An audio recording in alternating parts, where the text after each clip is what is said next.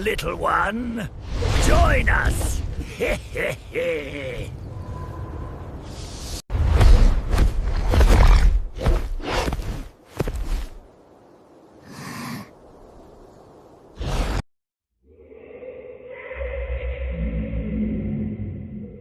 Have you ever heard the faint, unsettling rustle of silk cutting through the absolute, suffocating silence of a deep mountain night?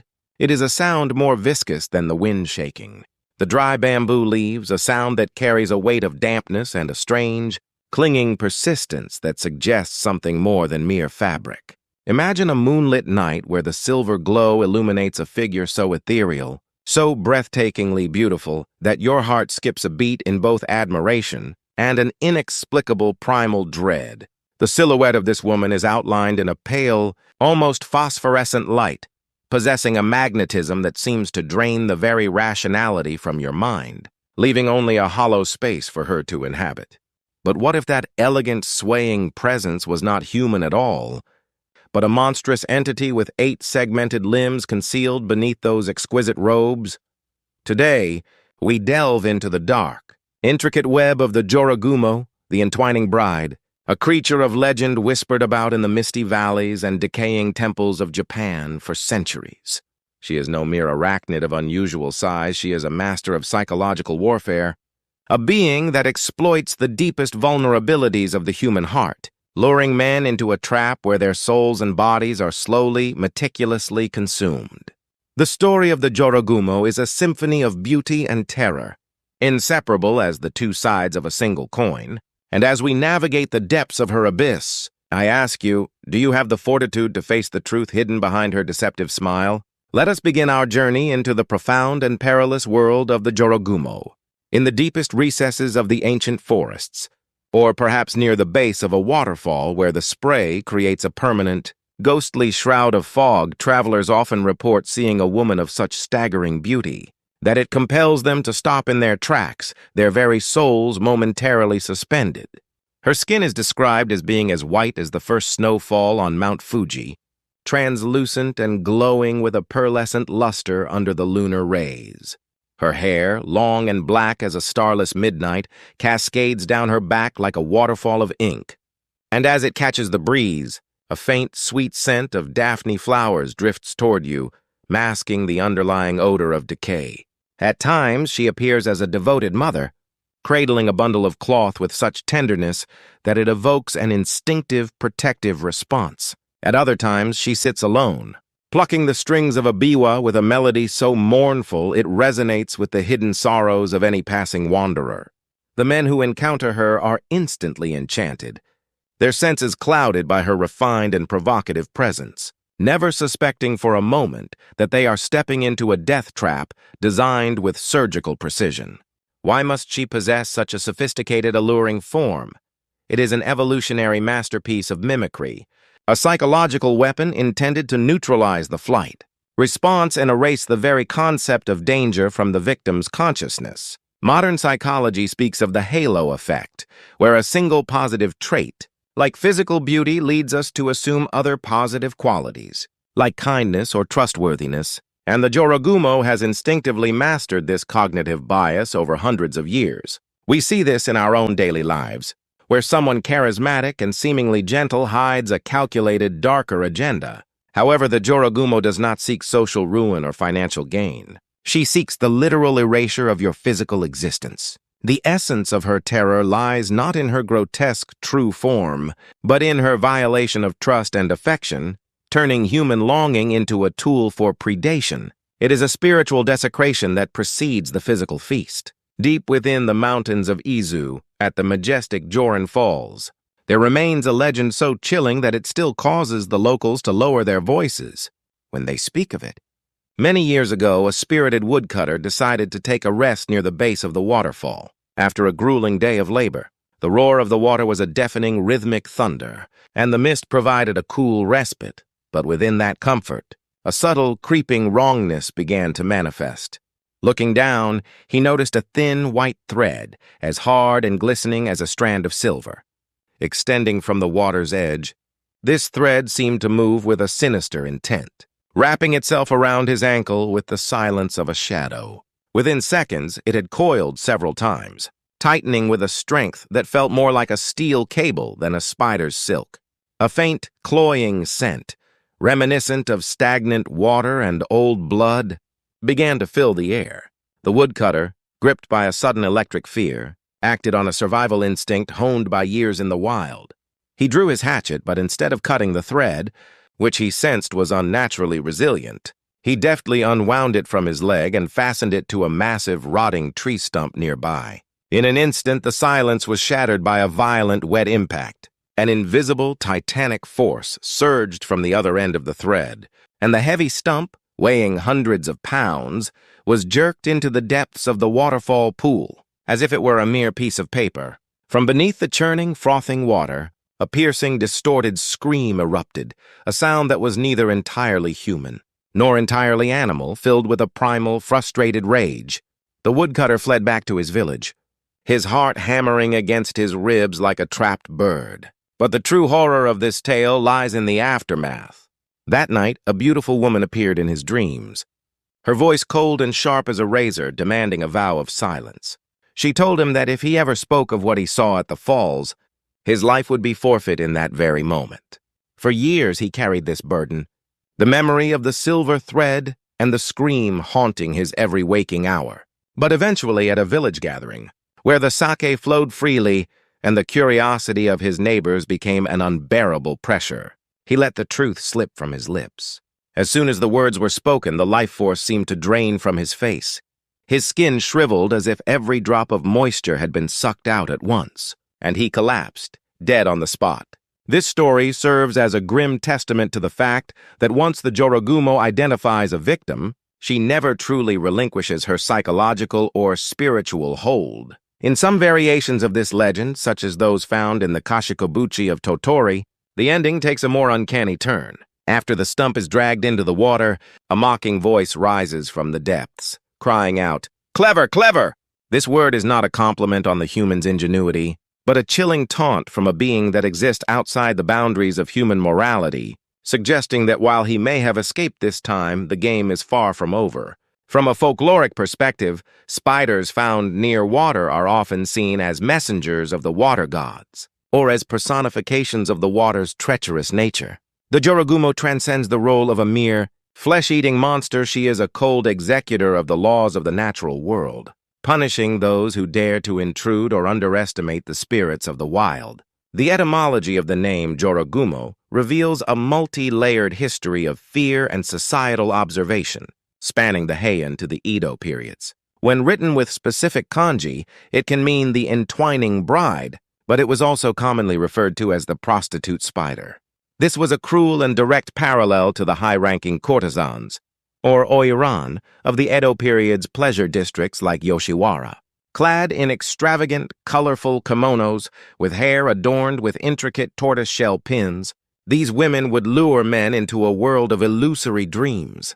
To the common people, the way a courtesan would attract clients and drain them of their wealth and vitality was identical to the way a spider spins a golden web and waits for its prey to become entangled. For the men of that era, the pleasure quarters were a place of longing, but also a bottomless pit that could lead to total ruin.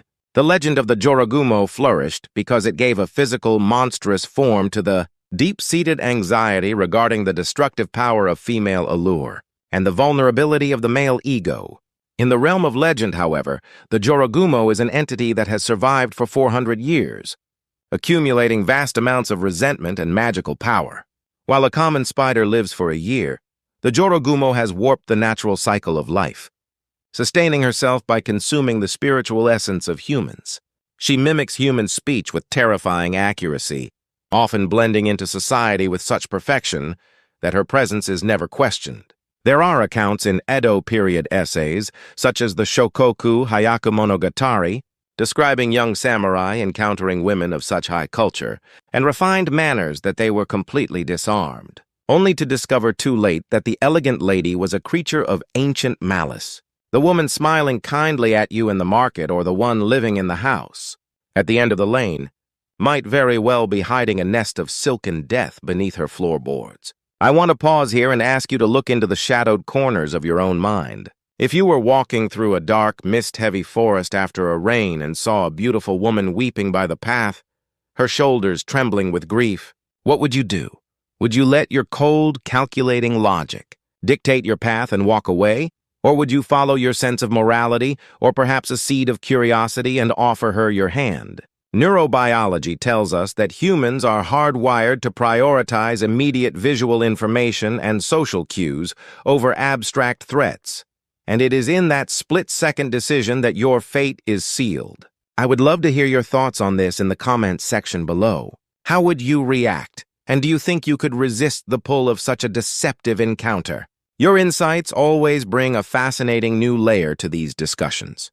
The predatory process of the Jorogumo is a masterpiece of psychological manipulation. She rarely resorts to brute force initially, preferring to stimulate the target's sense of pity, justice, or desire until they have nowhere left to run mentally. One of the most famous motifs involves her appearing as a mother on a mountain pass, pleading with a passing warrior to hold her infant for just a moment. As the man takes the warm, soft bundle into his arms, a sense of protective calm washes over him. But then, the weight begins to increase.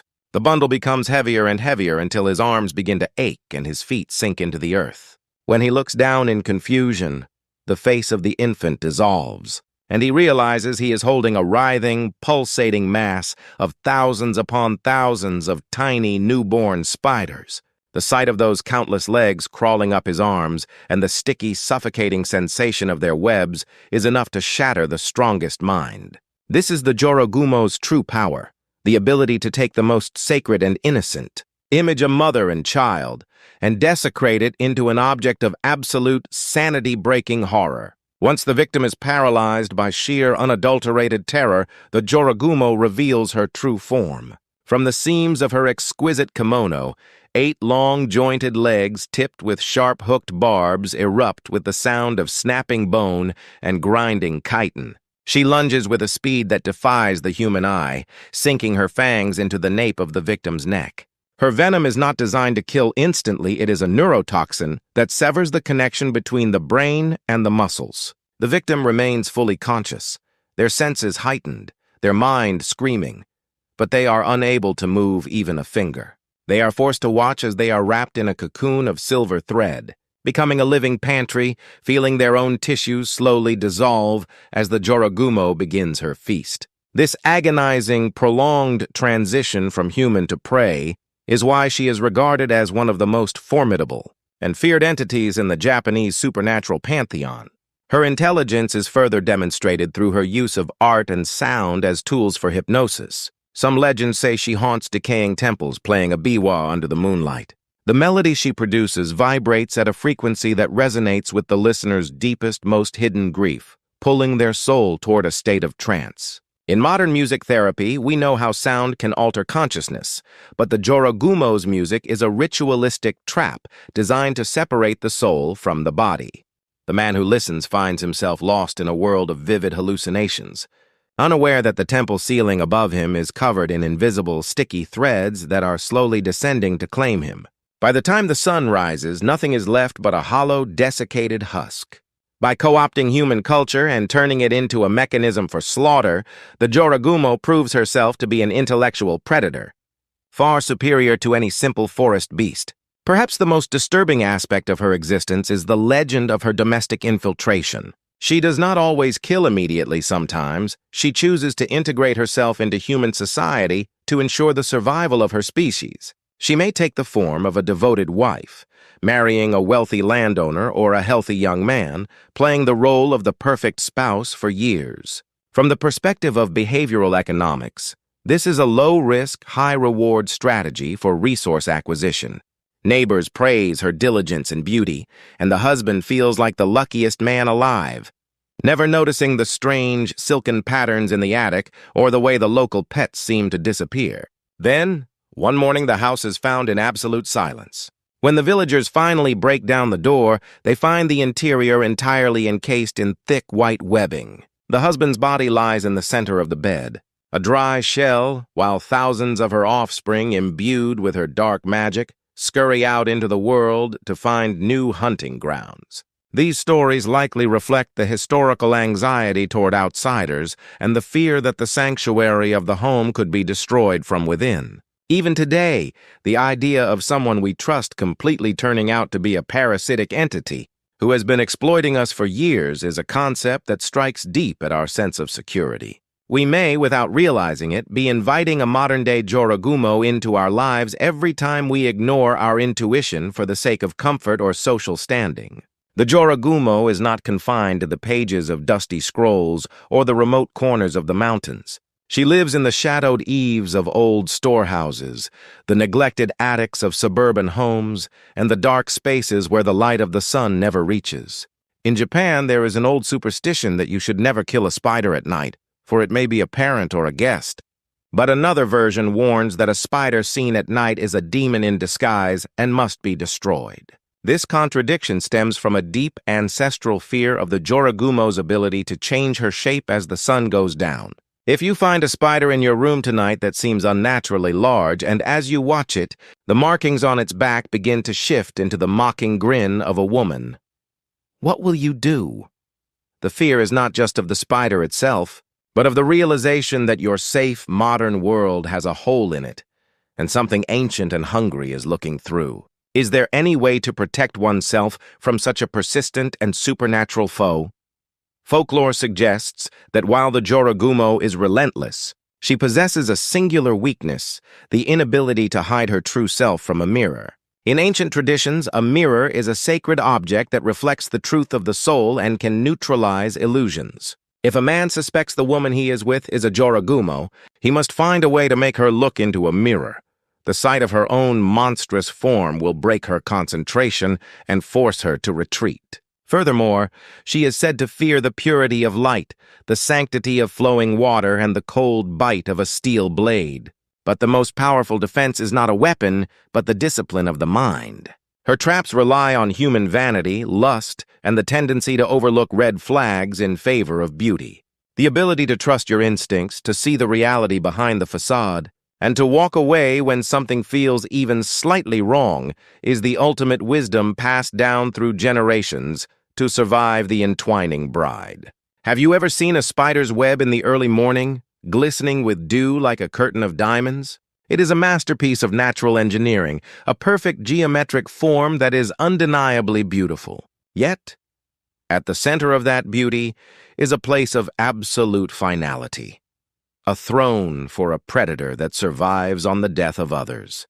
The legend of the Jorogumo teaches us that beauty often carries a lethal price. In our modern world, filled with the alluring glow of screens and the sweet promises of the digital age, we must be careful not to fall into the silken traps laid out for us. If you find these explorations into the darker corners of folklore and the mysteries of the human psyche intriguing, I invite you to subscribe to this channel and join our community. Your support allows us to continue unearthing these forgotten tales and shining a light on the shadows that still linger in our world. Your curiosity is the thread that keeps these stories alive. As you walk home tonight, pay close attention to the shadows behind you.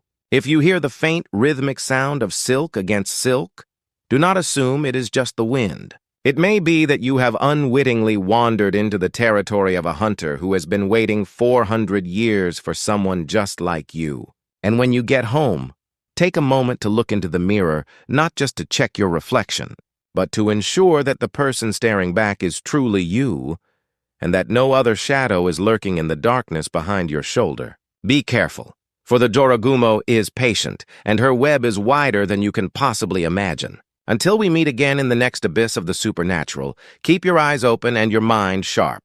Good night.